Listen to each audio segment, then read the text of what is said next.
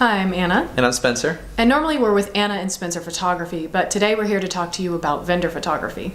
And with vendor photography, we just want to talk about the concept and anything that it takes for us to work with you and get the images that you need. Basically, Anna and I are wedding photographers. We're typically hired by a bride and groom to photograph their wedding. Normally, we try to take photographs for the vendors as well, the details of the day. We want to document their wedding day anyway, and we're happy to give those photographs to the other vendors that were present.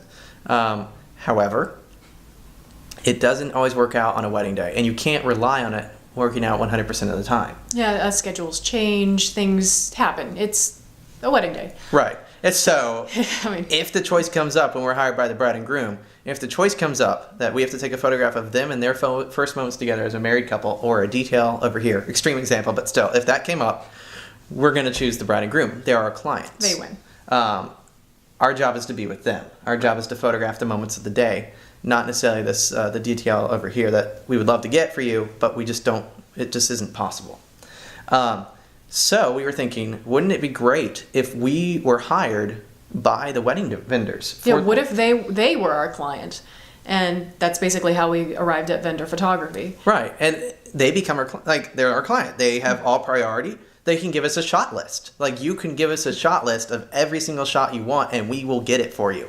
We'll get it for you at many different angles. You tell us what angle, what lighting, we will do it, and we'll give you different options. We'll give you negative space. We'll give you things so that you can use it in different types of marketing material, and not just, like the floral arrangement fills up the frame. That's great, but sometimes you want that extra space to be able to put it on a business card or be able to use it in a magazine article. You want to have that space to be able to put something there. And the time of day we would be doing this, it would be at the reception site. Ideally, we would not run into the bride and groom during the day.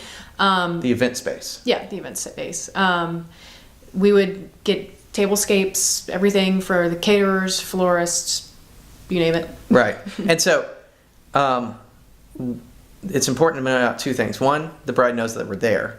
Second, we should never see the bride, that we're not there to photograph the bride. Third, the photographer that was hired by the bride and groom, they know as well. Because sometimes in wedding photographers' contracts, it states that there will be no other professional photographer present at the event. And if we talk to them, they may work around that. If they know what we're there for, they know we're there for you. It's just kind of like we're basically a safety net, that you're going to get the photographs that you want. Really good photographs that you want. But anyway, the photographer, we respect them. We respect what they do. We respect their contracts. We need to make sure everybody knows that. If they say no, that's that. If they say yes, then we're happy to come with you and photograph whatever you want us to photograph. Now, with that said, other thing regarding the photographer, any image that you receive, we do not want credit. There will be no watermark. You will have commercial copyright. That means you can use it in your portfolio and you can use it in advertising. You don't have to check with us. It's yours. It's what you pay for. You're paying for our time and for the photographs that you receive. The photographer that's there should always be credited.